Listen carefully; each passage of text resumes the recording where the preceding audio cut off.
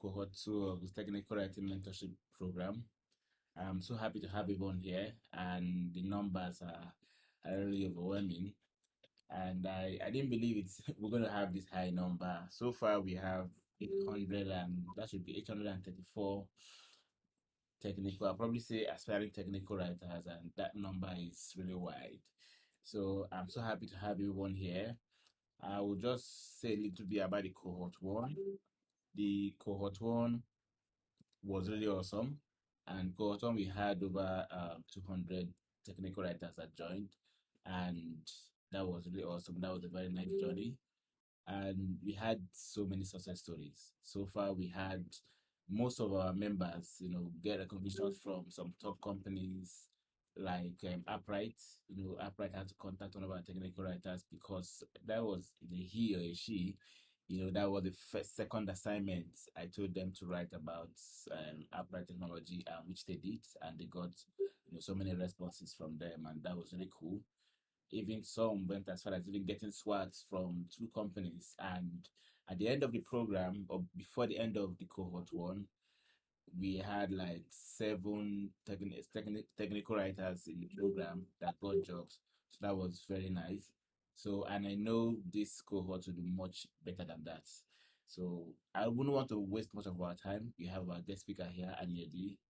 He's a world-class speaker, and he's more like a daddy to the tech when it comes to Nigeria as a whole, Africa, not like Nigeria, let me say Africa as a whole. So let's welcome Aniedi to tell us more about community, because this is the community that we have started, and we need to learn a lot about that. So he will tell us a lot about that today. So thank you so much for joining, everyone. So Aniedi, you have the mic.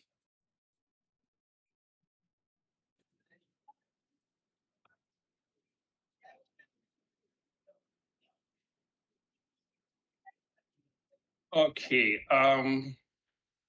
You said there are over 800 people on this cohort. Yeah, 834. Okay. Amazing. Okay. Before the end of this conversation, I'll kind of like share a little bit around my slides. I hope I can present. I try to customize something that I have kind of used before in some conversations of recent, and then in some times past. So if that is okay, what I will do here is I will just try to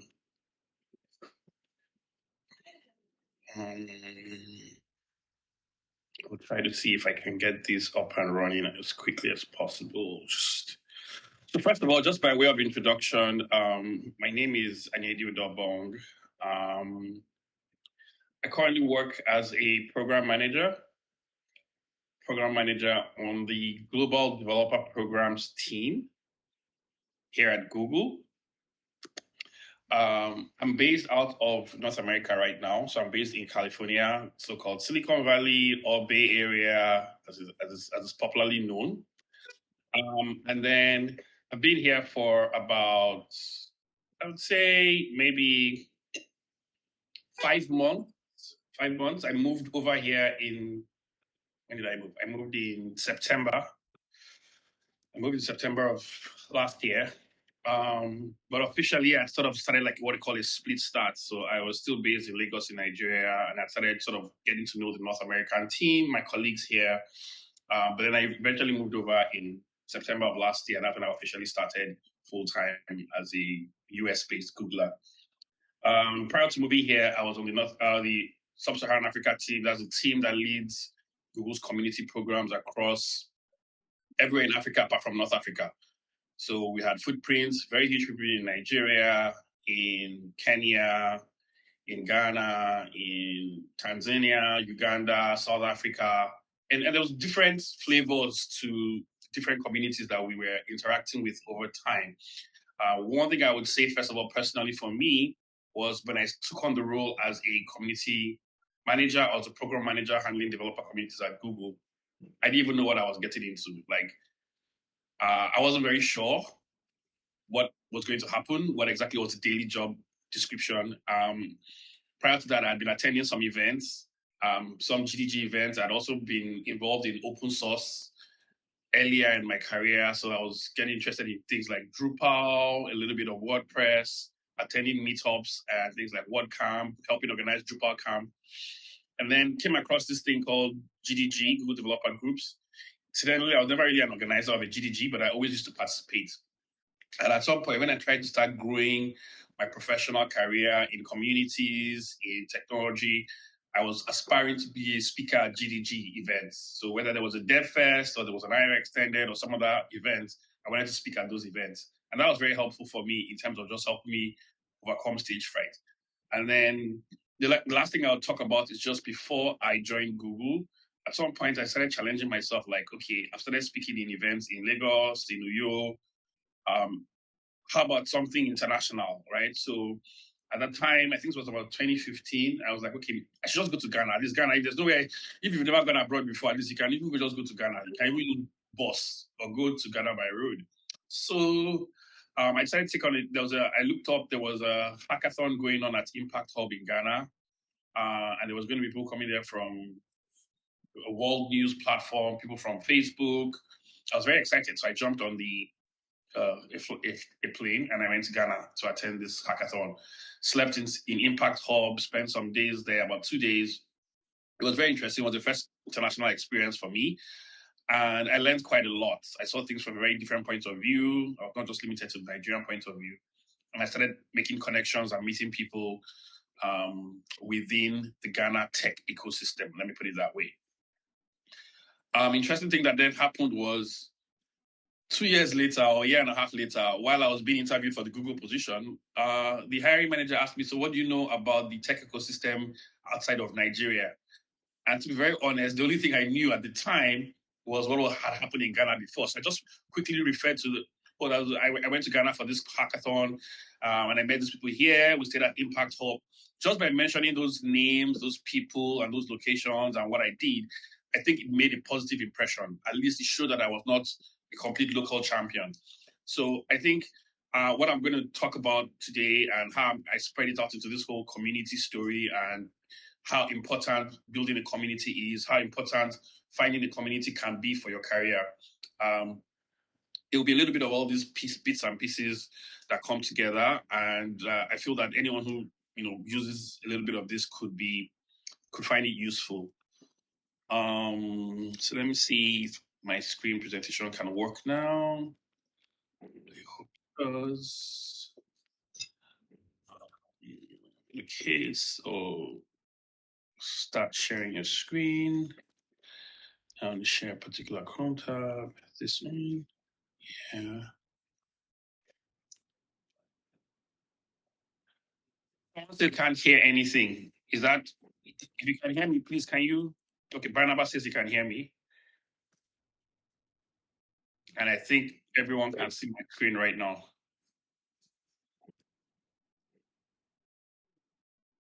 There's someone who's not muted, but anyway. So I'm going to talk a little bit about the importance of community and mentorship programs, right? My name is Aniedi. I work on the Global Developer Programs team at Google. And one of my primary responsibilities is managing the Google Developer Groups program. And I'll talk a little bit about GDG because it helps understand this community thing. I think GDG is one of the most successful distributed communities, decentralized communities, run by, arguably one of the biggest technology brands in the world, which is Google. And then I'll share a little bit about my personal story, and then I'll share what I call a zero to hero, my opinion on what it takes to become either world-class or self-reliant or important or stuff like that. So what's GDG? So GDG sits as the flagship of some of the community programs at Google. Our community programs at Google, or what we see on the Google Developer Ecosystem, is we try to make Google's resources, information, platforms, APIs, communities available to engineers who don't work for Google. So if you join Google today, there's probably an onboarding document, there's technical documentation that you would use to get started, to know what APIs, what platforms, what code conventions are being used. So you probably be trained with some internal tools. If you're someone on the outside of Google, of course, you can't have that kind of access. But if you're building a platform that uses a Google technology or a Google API, say you're building some kind of ride-hailing app that sits on top of Google Maps, then our team in developer relations, the developer ecosystem, is to make sure we provide all sorts of programs so that you can learn how to use those Google APIs to build your own business. So you use Google's platforms and products to build your own platforms and products. So we'll do a lot of things. We will organize events. We will write documentation. We will put communities together. We'll try and make those communities be available all over the world. We'll try and make those communities available on students in campuses, in universities. We'll try and find people who are influential in a particular technology where they have expertise. Maybe they may be web development experts, they may be machine learning experts. And then what we do is we kind of like certify them, we recognize them and call them Google Developer Experts. And that badge of recognition gives them a lot of, what will I say, a lot of credibility. Oh, this guy's a Google Developer Expert. But ultimately, we are saying that through our community programs, this section of developer relations, this section of developer advocacy, we work with people who have a lot of passion, who have a lot of commitment, and who want to see people around them grow. These people are already fantastic people, whether they're women techmakers, ambassadors, GDEs, GDG organizers, they're ready to commit to see other people grow, right? So that's the community spirit, it's outreach. There are many people who are technology experts out there, who are the best coders, who can hack stuff, who can write things. But naturally, they don't just share. They might even be in their cabin, or they might be in one remote location somewhere having fun, just write code and do whatever they want to do, solo developer. Those are not the people that we kind of brand as Google Developer Experts. Not that they don't have expertise, but for like the GDE program, you need to have both technical expertise and that natural community outreach. We're not going to pay you money or fly you around the world to go and be giving talks or be giving mentorship or be training people. It is something you should already be doing naturally. And then Google can come and say, okay, do you know what? We've seen what you're doing. We would like to recognize you and support you in one way or the other. That's why we make you a GDE. This is kind of like some of our community, and this is very interesting. This is the community of communities. So all our Google Developer Student Club leads, Google Developer Groups, organizers, our Google Developer experts. In North America, we had an event we called North America Connect. So we brought all the women techmakers ambassadors, not all, most of them, women techmakers ambassadors, Google Developer Student Clubs, Google Developer Groups, organizers, and Google Developer experts, and we brought them for a summit. Usually that's sometimes some of the unwritten benefits of being a community organizer or being part of a community is that sometimes there's some exclusive events that they will invite community organizers to. Many times these are fully sponsored events. It might be a free trip to the US or to London or to Berlin. You can be a speaker at some of these events. They'll fly you there. It could even be something just local within your country. You're in Port Harcourt, there's a Dev Fest in Lagos, and then they invite you over and say they'll cover your travel and accommodation. These are some of the perks of being involved with communities and then mentoring people. So it's kind of like a quite rewarding situation all over. So this was in November last year when we brought about 320 people together for like 2 or 3 days of fun. And remember, each of these people runs a community of their own or is a community influencer. So we're now bringing people who are community leaders of various communities together. And you can imagine the kind of energy that was in this room. So why does Google care about GDGs? Well, we believe in the power of developers, and we know that the best way to support developers is through communities. What do I mean? In communities, a lot of feedback, advocacy, a lot of partnership. People will tell you what they're building, what they're working on, what's not working for them, why they prefer another platform, why things are easier in the other place. And this kind of information, you don't get it by doing TV advertisements or marketing. You actually get it by talking to people and hearing, and sometimes people will not talk unless you give them a very personal connection to have access to you, or if they are sure that you're actually listening to them. So communities help create that access point where genuine conversations about a technology, about a platform are had, and then that can be used to improve upon the product of the platform. Live streaming is on. So when it comes to the vision of GDG as a program, this is an overall vision. GDG is set up to be we're trying to position it to be the most helpful and trusted resource to learn and build on Google's developer tools. Why am I making reference to this here? Is when you have a community or when you have anything, there should be a vision. What are you working towards? What is that question you will ask yourself every day and say, why am I doing this? Or why should I do this again? Or if you want to make a decision, you have 2 things to do. And you say, it's either I do this one or do that one. You have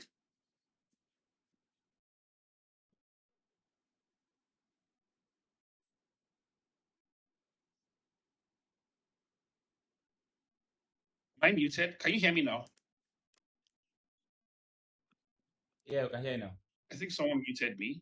I hope they can still hear me. Yeah, we can hear you now. Oh, so I was muted for a while. I'm sorry about that. There's some animations and background noise that's going on here. I don't know. I think it's from Jitsi or whatever. Okay. I'll continue. You can see my presentation. You can hear me. Yes. So the mission of the vision of the GDG program is such that we want to be the most helpful and a trusted resource for people to learn and build on Google's developer tools. Now, there's a lot of tutorials out there. There's a lot of documentation. There's a lot of help information all over the internet. And sometimes the challenge is, which one should I use? Which one should I choose? Like, should I do the Udacity course? Should I do the Udemy course? Should I do Coursera? Should I just go straight to the documentation? Since you can't hear me any longer, I don't know if other people can hear me. I can hear you. So for those who can't hear me, I think you should probably log out and log back in. So I'm just going to continue talking. So fine. So what then tends to happen is that we have this very clear vision of, we want to help people navigate all the difficulties or the amount of information that's out there, make it easy for you to find what you want and then go ahead and use it, right? And sometimes you get that by talking to people. For instance, if you wanted to do a payment integration, you wanted people to be able to pay with their card or pay with mobile money for your product or for your service, and you are based in Nsukka, or you're based in Uyo, or you're based in Port Harcourt, right? An engineer in San Francisco who knows how to integrate Stripe, who knows how to integrate maybe, I don't know, PayPal, if they try to build an app for you and give you that information, it's probably not going to work for you in Lagos or in Nigeria. It'll be more important for you to hear someone who has done payment integration with maybe InterSwitch or Paystack or Flutterwave, and then that can now be embedded in your app. So having a local community where people talk about which technologies are they using, which service can they pay for with their Naira card, or can they use it, do a bank transfer to a foreign entity to be able to host some services. That kind of local information, you can only get it in your locality.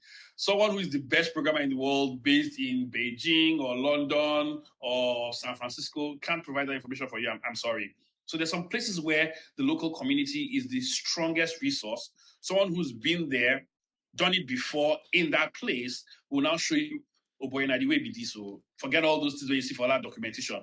Just put this line, collect your API key, collect your BVN, and you could just go. I know the thing say you should have like 25 requirements. I know you don't need all the 25 requirements. Just put this one, and you can add anything in the other fields, and your payment will go through. So that's one thing that we want to be able to provide as a community. So beyond all the documentation and the tutorials, just having people come together and discuss. How does the GDG program want to get there?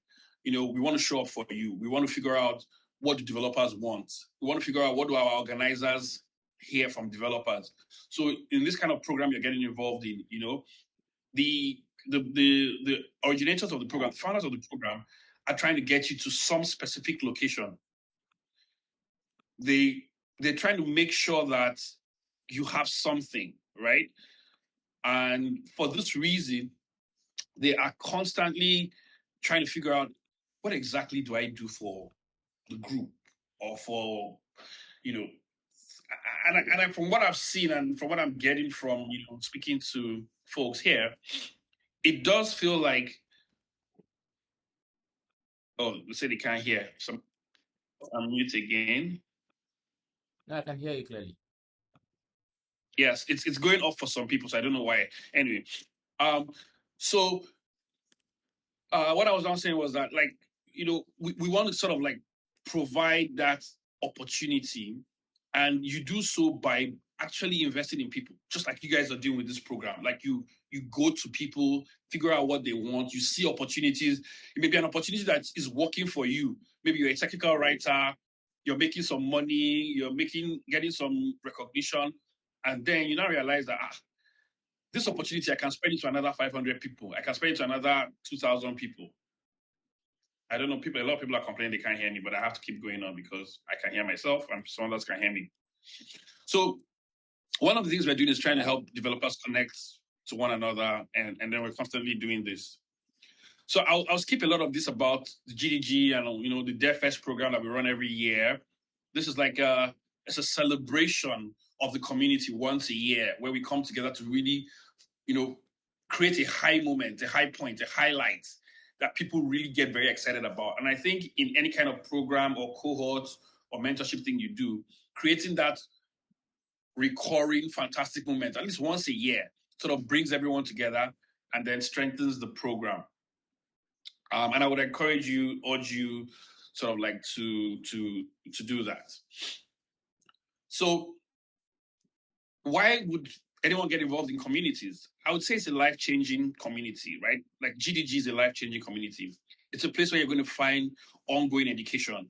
People are always coming up with new things. Somebody has tried out the technology more than every other person. It will give your career a positive impact. You will meet people that sometimes, either a speaker could come from abroad or could come from across the country, somebody you've heard a lot about. Just because there's a meetup or a networking event, that person turns up there, and then you can connect with the person, you can find your next job. There's so many things that can happen in a community. And for Jennifer, who's like the GDG organizer for GDG Northern Colorado, this was very true. And there's a blog post about her experience of becoming a teacher to a developer. And these were the things that sort of resonated for her. That GDG was a life-changing community. It was a place where she could find ongoing education, and it has had a huge positive career impact for her. So as you think of your own program, what you're doing, what you're getting involved in, know from the back of your mind that it is very possible that this is going to change your life. If you were not earning any money before, and then you start earning money after this, that is life-changing, right? If it introduces you to a new job, that is life-changing. If you get new colleagues and international friends, that is life-changing. Elizabeth Bassett, the call is still on.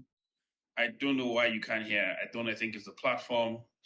I'm just going to go ahead and continue speaking.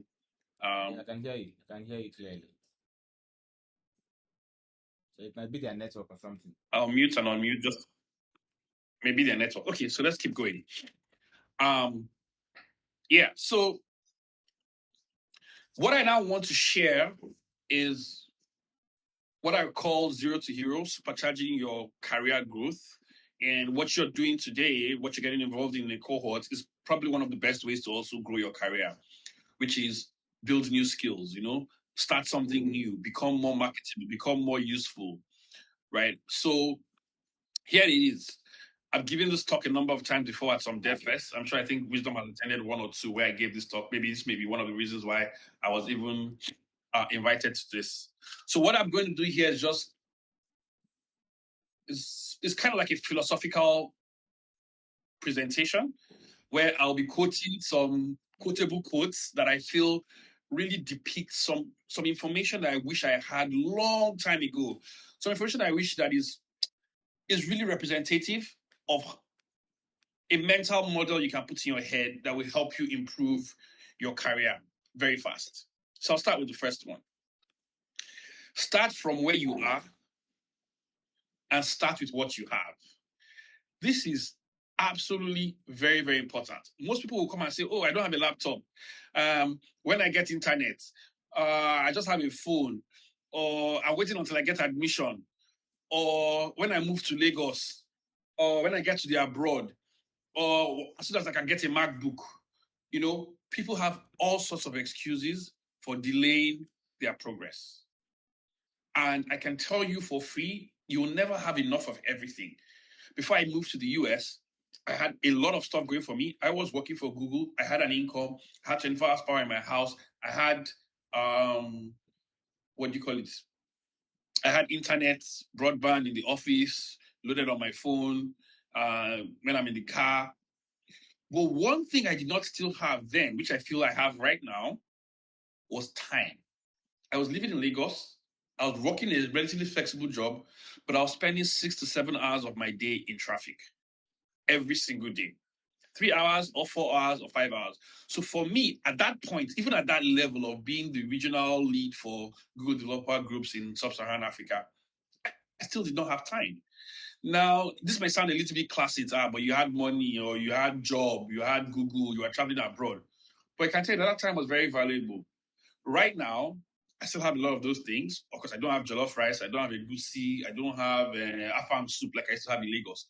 But I have so much more time to myself that I'm actually more organized right now. And I prefer the life I'm living now in terms of organizing myself, being able to do 5 things on the same day rather than when I was in Lagos and I could only just go to work and come back, right? So what I'm just saying is you will never have enough of everything you want in terms of resources. So don't deceive yourself that when you get this, you will start that. It's not going to work, right? Start from where you are. Start with exactly what you have. That's really all you need. You may want something else. You may want more, but what you have, I bet you, is enough to get started. I've heard people say they learned how to build an Android app using a phone. So they learned how to code with a phone. Then they even wrote the code for one of their first apps with a phone, released the app, started making a little bit of money, got a little bit of recognition. Somebody now saw them and gave them money to buy a laptop. Then they wrote a more comprehensive app, and now they're making money. So yeah, somebody said, I used the phone I use the phone to write my first app, and I'm like, sometimes it sounds like a fairy tale, sometimes it's not. Okay. There is more than one path. This is very important. Don't look at the way I became a Googler or the way this person became an expert or how this guy is making millions of dollars from technical writing and decide that, me too, I must make money like that. It doesn't work that way. Some people will just come out of school, PM straight. They get a good job or they go abroad or they have connections or opportunities or scholarship. And in quote, they're hammered, they've made it. There are many, many ways to join. I joined Google at 36 years old. I felt that there was no hope again. You know, in Nigeria, when they say if you're above 25, you cannot get a job. You don't have 2-1 and you're not 24 years old, they will not even allow you to apply for the job. Don't apply. So for someone like me, that late in my career, getting a Google job at that age was unbelievable for me. I couldn't even imagine it. I didn't have a foreign master's. I didn't have a foreign degree. I didn't even go to some of the big name schools in Nigeria. I didn't go to UI or Unilag or Uniport. I went to University of Uyo. Not a bad school, but I did a course engineering that was still quite experimental at the time in Uyo. So I didn't have a big name behind me, not UNN, not ABU Zaria, right? But where I am now, I'm actually very happy. I'm quite comfortable. Would I have loved to be here 20 years ago? Maybe, but I'm fine. So there's more than one path. Don't think that this person did this, they went to this boot camp, they went to this course, they went to that place, and now he's here. So me, I must follow that one. If your career is going in a different direction, that's fine. If you're learning and you're developing and you're improving upon yourself, that's okay. The next one I'll quickly run through. The best way to learn is to teach. They say when you teach, 2 people are learning. That's live streaming has stopped. So for me, one of the things I talk about teaching is like, I can remember when I was teaching like children how to code, STEM classes, Scratch. Before I go into that classroom, because I don't want those small children to do me and to call me Agbaya, I'll go back and read the stuff. I'll do the entire sequence of programming or game and sprites. And live streaming is on. So I would do that. Make sure I do that before I go to the classroom. So if you're going to teach something to somebody, you're going to show someone something, you're going to go back and do your homework. That's just life. So if you're trying to teach somebody something, you're going to do twice the work. In that case, not only are you teaching that person, you are also revising and you're teaching yourself. So they say, when you teach, 2 people are learning. So the little you know, share it. Show somebody, teach somebody, right? It's a marathon, not a sprint. A lot of people quote me for this one as well. When they say it's a marathon, not just, we know sprint is 100 meters, you say both, 9.56 seconds, 9.99 seconds, all over. Technology, technical writing, a career in technology is not like that. It's a long journey. You will sweat and sweat and sweat. Like I said, you could be lucky at the beginning. You could take off and hammer the first project, get a job quickly. But because technology is evolving very fast, things are going to change. And you have to keep up with the pace of change.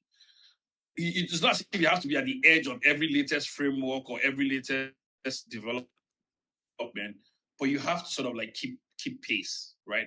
So it's a long journey. So if at the beginning you're not moving so fast, try and improve upon your pace, but also realize that it's not 100 meters race that we're running. This is a long journey, so you need to pace yourself. Done is better than perfect. This one is very important. This is a problem I also have. One of my bosses told me this long time ago, and it took me 5 years after leaving that company to really understand what they mean by done is better than perfect. All this software we're using has bugs. That's why some people cannot mute, some people cannot hear. That's why Live streaming has stopped. All the apps you're using have issues. That's why they release updates every now and then, and they'll tell you security fix, patch, bug. Whether it's the Android platform, whether it's iOS, whether it's a particular app you're using, everything is not perfect. So if you can do something in a way that you can release it to people, it's fine. You can improve upon it later on. You can even make so you write an article and it's not fully comprehensive, you can put it out there. I'm not saying you should write mediocre stuff. You can put it out there, and then 1 month down the line, when you have more information, when you've gotten feedback from your users, you can come and say, this is a follow-up to my previous article. You don't even have to delete the previous one. In my previous article, we did this, and we went about this way. However, here's a more efficient way, a cleaner way to do this. And you now build upon the first one. And if you're monetizing your technical writing, which I hope you will be doing, by the time people read the second article, which is a follow-up, they'll have to go and read the first one again to see what is different between the first one and the second one. Automatically, you've got to double views, right? So release and release often. Share your feedback. Get it done. Don't try to be perfecting it. Don't try to you're scripting and you're sketching. I do this a lot. It's a bad thing. You're trying to get the perfect pitch before you release your article or release your blog post or whatever. No, do just enough to get it out there. That is not mediocre. It's not nonsense. But don't die on the hill of perfection. Then you have nothing to show anybody. The only thing worse than a bad decision is no decision. This is a bit complex, but that is it. You need to decide. You need to make sure. One of the things people do a lot, even with programming, you hear people asking, should I learn Python or PHP? And they can ask that question to 100 people. Somebody can ask you that question this year. Next year, you see him somewhere, he's asking another person that same question. Live streaming is on. I want to learn this technology thing. I just want to learn about, I don't know whether I go do back end or front end, or whether I'm technical writing or product management. That same conversation, he's having that conversation for years. I've seen it before. And when you now ask him, so, okay, the front end or the back end, you don't learn. I'm saying, no, I just want to gather enough information so I can know which one to choose. Years are passing. Choose one. When you choose one, whatever happens from there, you can learn another one. If you choose one and you now realize that that's even a bad one, that's fine. You've learned a lesson that this one you chose is the bad one, so you can choose on something else. To get what you have never gotten before, you will have to do what you have never done before. This is very simple and straightforward. It looks complicated. If you want to enter university, you must pass JAMB. Before you wrote JAMB, you've never written JAMB before. When you now write JAMB or UTME, that's when you can enter university. You might even write JAMB and fail. You will not enter university because you've never passed JAMB. You have to go and pass that JAMB or UTME to get into university. It's like a law of life. So when it comes to improving your technical skills, building your career, starting something new, changing a career, if you want to use the pattern you have been using before, the pace, the seriousness, the amount of hours, you normally read 1 hour a day, you normally do this. If you want to use the same pattern that has kept you where you are now, where you're looking for a career, you're looking for money, and you feel you can use that same intensity to go to the next level, it doesn't happen like that. You have to do more than you are currently doing so that you can get to where you have never gone before. It's simple. Just think of it like an exam. If you've not passed an exam, you cannot be promoted to the next class. For you to get promotion to that next class, you must pass the exam at the current class. So if you're dedicating 1 hour of your time to learning maybe WordPress or machine learning, you can probably stay at that level forever. But if you want to go to the higher level, you're going to have to double your work. You're going to have to do more. You're going to have to consult more than one resource. It's a simple law of life. There's another way to look at this. If you do what you have never done before, if you do what you have never done before, you will likely get what you have never gotten before. This is both positive and negative. If you go and commit a crime, you've never committed a crime before, you go and committing a crime, you will get something that you've never gotten before, which may be imprisonment or a fine. If you put in a lot of work, effort, energy, you're looking for a job, you used to apply for like 5 jobs. Then now you started applying for 100 jobs. I can bet you, when you start doing the thing you've never done before, the way you've never done it before, you will see a result that you've never seen before. And that is just life. So in this whole mentorship career, I wish I knew this 10, 15 years ago, because as I think of them and as I soak them, even right now, I work at Google, I want promotion. I want more money. I wanted to come to America. There were things I had to do. There are positions I had to put myself in. There are things I had to step out of my comfort zone. There are ways I had to beat imposter syndrome just to get here.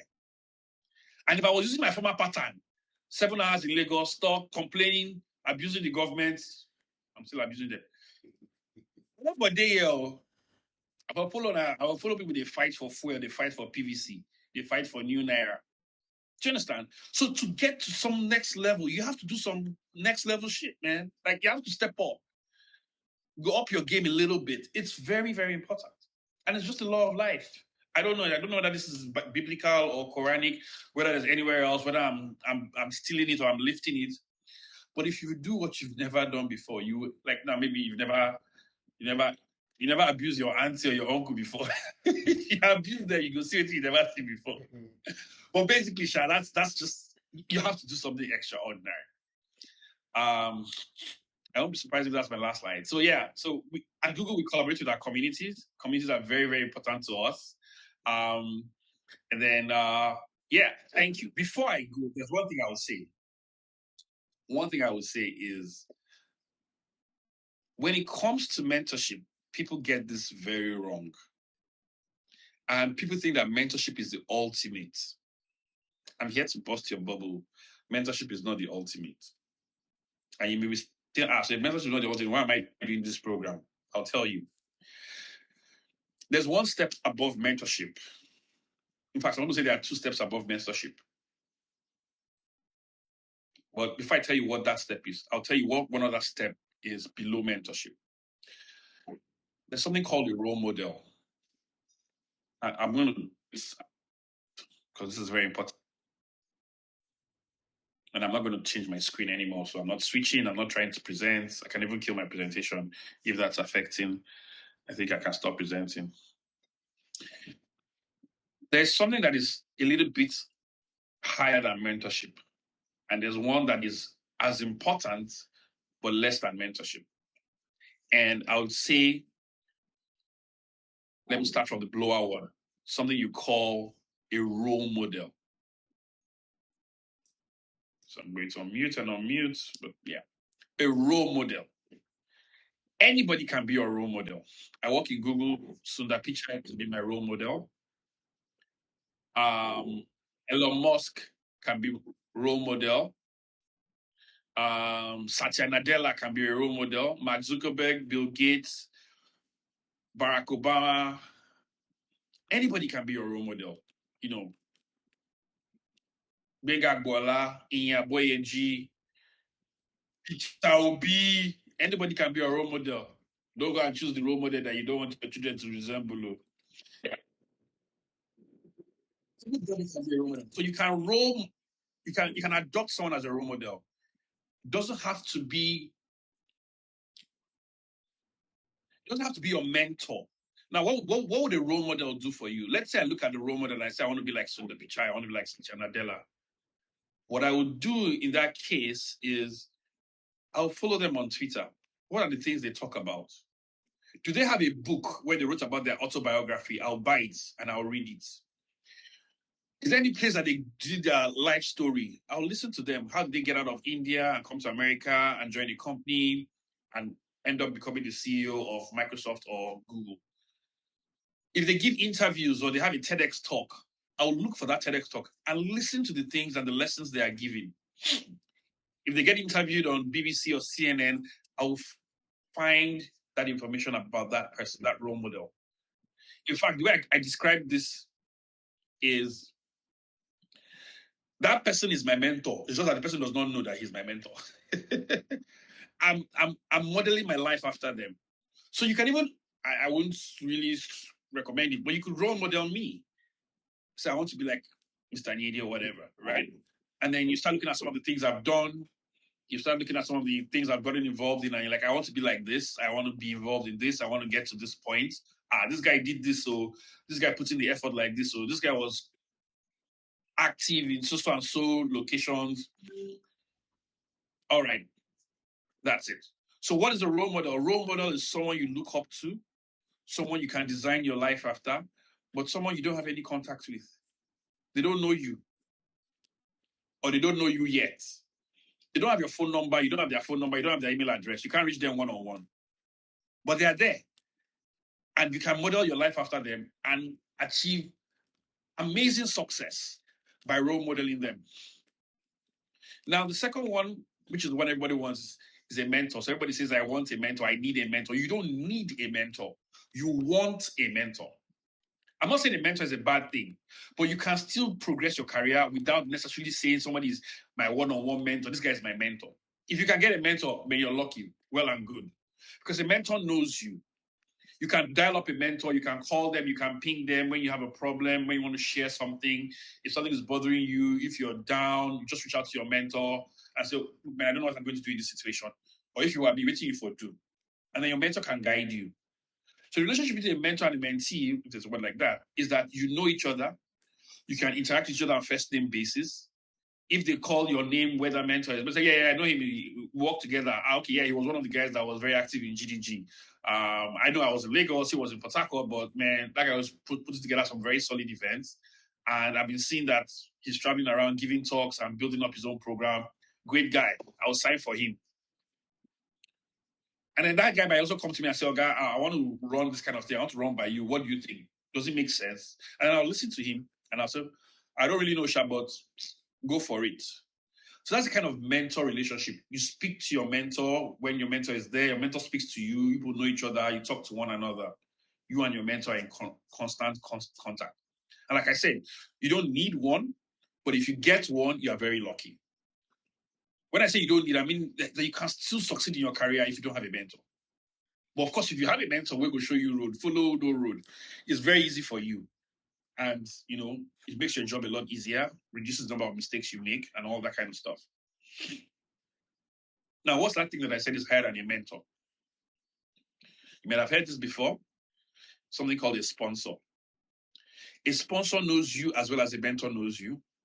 But a sponsor does not speak to you all the time. Or that's not why they're most effective. A sponsor will speak about you when you're not in the room. You are somewhere. They say, they're looking for a guy. We need a young guy to become our head of IT or the commissioner for technology in these states. They want big man. Says, I know the right person. See this guy's CV. Check out this guy. Or, if that's what you're looking for, just talk to Wisdom. Or just call Wisdom. That's your guy. Or call Aniedi. That's your guy. Whether you really leave Google, I don't know, but that's your guy. You see this work? If you say that like this, to achieve this guy can do it. So you built a relationship based on competence, on delivery, on so many other things that somebody can speak about you, can vouch for you, even when you're not there. You didn't send them, you're not asking them to do it for you. But it's a higher level of attainment in a program. And all these things are built around things like communities, right? People know you, you know people, you talk to people, people hear about you, they see you, they see what you are doing, they see your footprint, they see your efforts. Very, very valuable resources. So, in a nutshell, your communities will always be very important to you.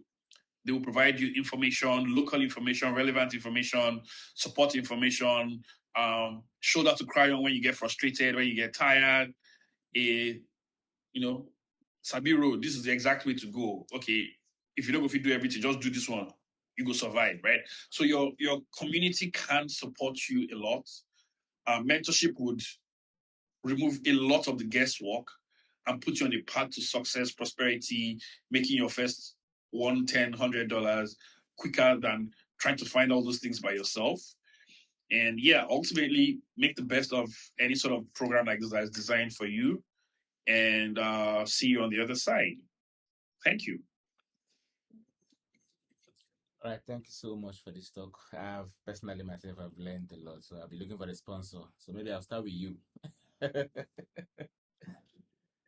So I've officially chosen you as my sponsor. So everybody, you're fully aware, and it is my sponsor now. All right, thank you for this talk. And so, do you have any question for him?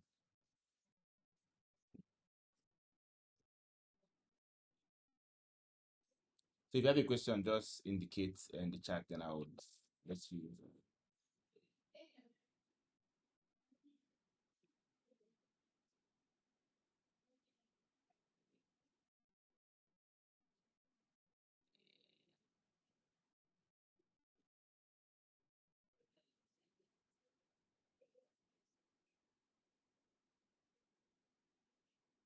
Do we have any question so far? But I think you have a bundle of knowledge already, so we should be having some burning questions to ask. We've learned a lot this night. So this night, morning and afternoon for some of us, or midnight for some of us. So do we have questions? So we were just taking like 5 questions, so we can end the call.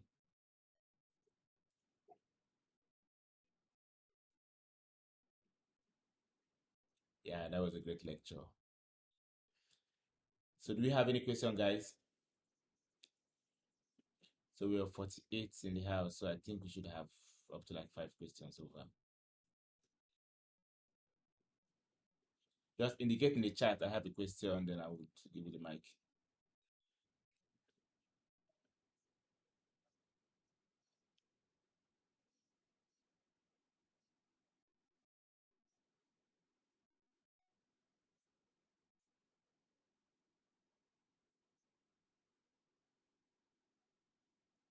Okay.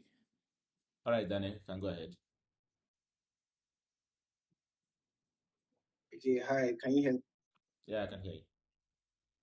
All right, thank you, Aniedi, for the very insightful talk, and I think it was very impactful. I learned a lot, quite a lot. But my question is, out of everything you've said about navigating, starting out and mentorship and all of that, I wanted you to I don't know if you can just briefly speak on how you think a new person into tech, irrespective of the path that you're trying to follow and all of that, how you can navigate the whole scene with the current rise of layoffs and the way the tech industry is moving around, basically with the way staffs are being staff basically are just being retrenched and laid off from companies. And I don't know, that can be a bit of a bother for someone who's just thinking about starting out and getting into the space, seeing all of that happening around you. So I don't know if you can just, speak about that briefly and how we can navigate that space, basically. Thank you.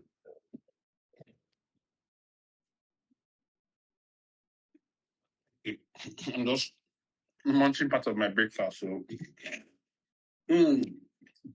that's a very good question. And the answer can be very political. I'm going to be very careful with my answer, but I'll be very frank, very, very honest. The first thing is that companies are laying off. Companies are also hiring. It may not be that loud, but people are hiring. But don't worry, because from what we've seen, what we heard from some of these layoffs, people are not laid off because they were incompetent. Many of the companies treated them very well in terms of severance packages. But what I suspect, what it seems like, is that people are hiring for a different environment and are also expecting another different environment. I'll give you 2 things that have been quite phenomenal over the last maybe 2 or 3 years that changed a lot of the game, right? Changed a lot of the scenario.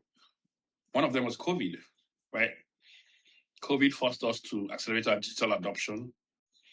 You had the rise on Live streaming has stopped. you had things like Zoom, Netflix, everything boomed, entertainment boomed, video calls, video conferencing, virtual meets and virtual environments. Because at the time people were in the pandemic and they needed to communicate. So habits changed. The kind of skills that were required, kind of people that were required to keep servers up and running, keep systems functioning well, reliability. Everybody knows that video is more bandwidth intensive than audio or just text or email. So live communication, there was kind of set of people that the people are looking for, just keep systems up and running. To Live streaming is on. To handle the load on infrastructure. And you said something about infrastructure, DevOps, this and that, so many things. Now, parallel to that, you now started having the so-called the rise of AI. And one of the very significant developments of the AI that has been public has been this whole thing around ChatGPT, which happened recently. So that's like the second thing. So now everybody's saying that AI is so powerful and it's going to be very, very useful. It can be used in many different ways, in our daily lives, not just the highest applications. So what then is happening is that if those skills, and I'm not saying everybody should just jump off now and go and learn AI, if the skills that are in demand are changing, then it's a wake-up call for everyone to make sure you're current with what's going on around you, you understand it, and if you can, you specialize in. So for me, even though I didn't get laid off now, it set alarm bells ringing in my head and says, am I relevant for the jobs of tomorrow, jobs of the future? Even if it's program management, I'm still doing. I might not even be coding the AI, but am I ready to operate in this new environment?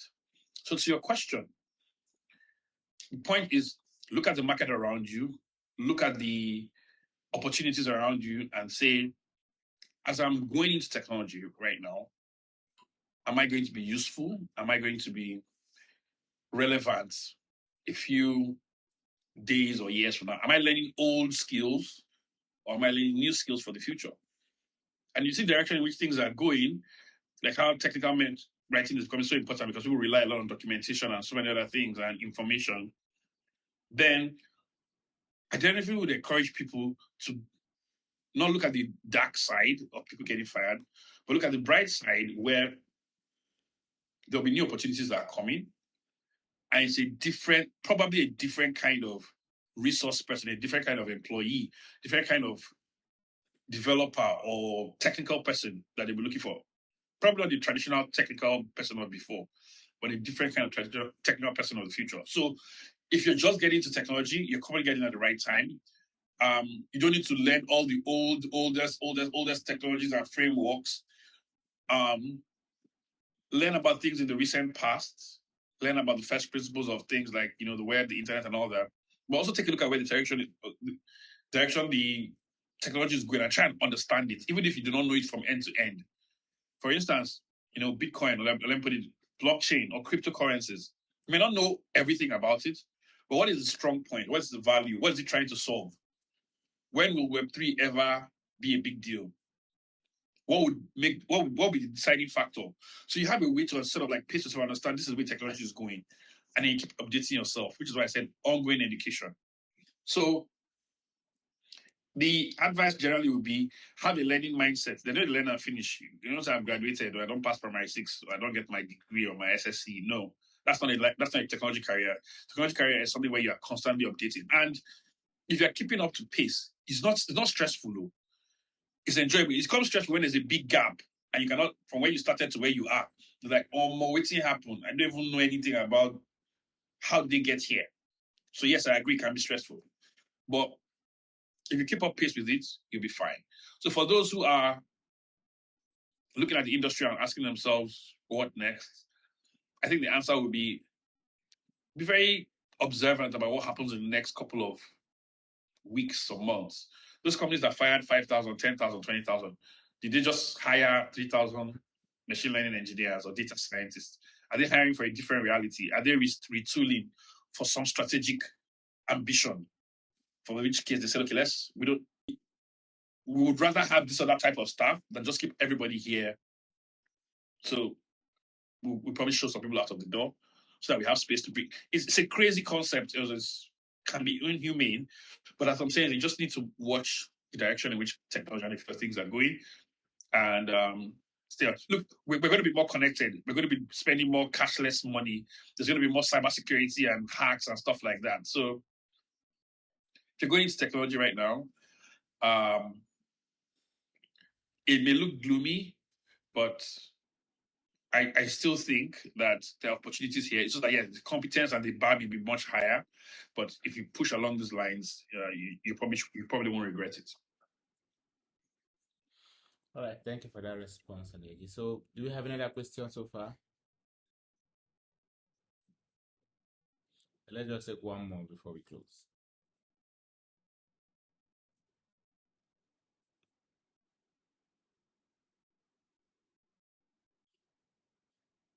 Hi guys, we learned a lot tonight, like a whole lot. Myself, have my notes filled so much. And okay, to kind of give us more light on this, the video is recorded, so I will edit it and we'll have a full video tomorrow. So people will share it across Slack. So guys, let's have one more question before we close. So we have 43 now, and I think one more question will be okay for us. So thank you, Daniel, for that question. So who next?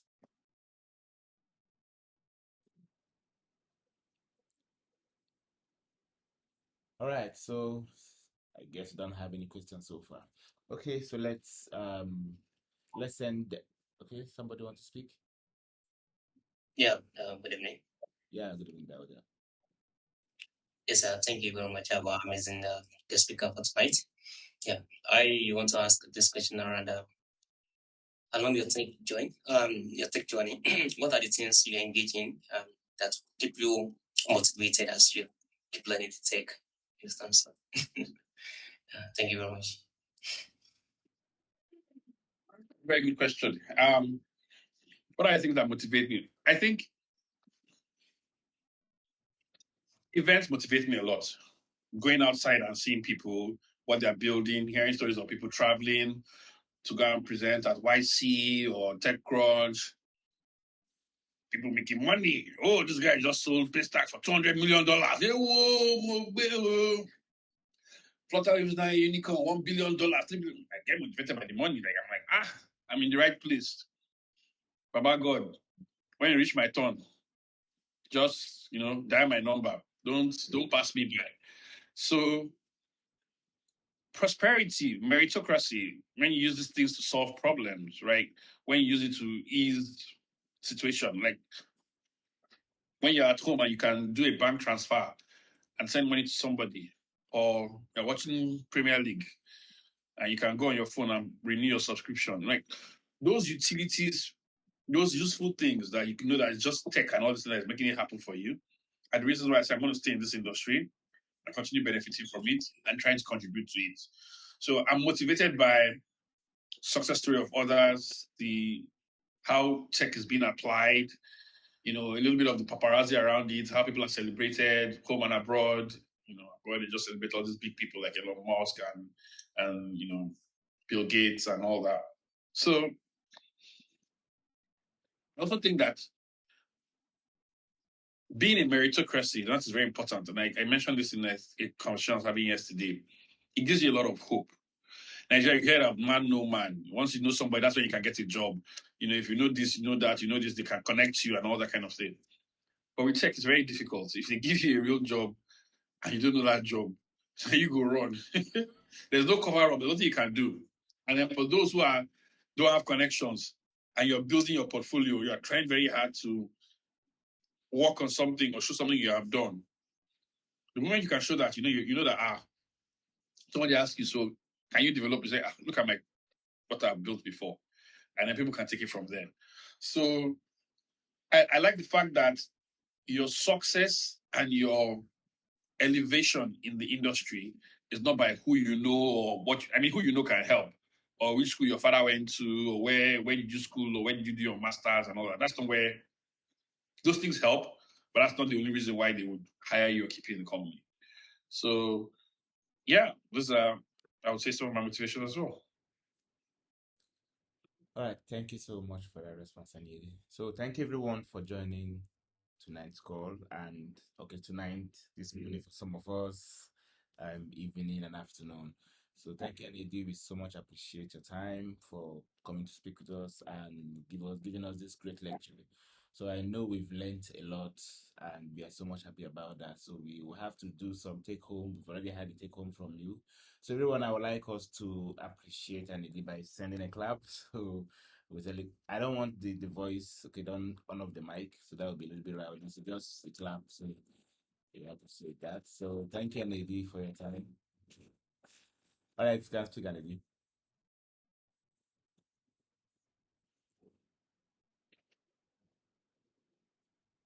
I thought you were already speak.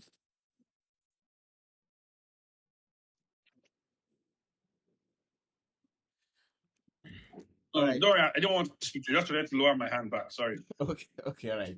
All right, so thank you for joining, and we will take your advice in building the community, and also for the mentees. I know they have learned a lot about community and how they will structure themselves for the future and learn, and also for the layoff too.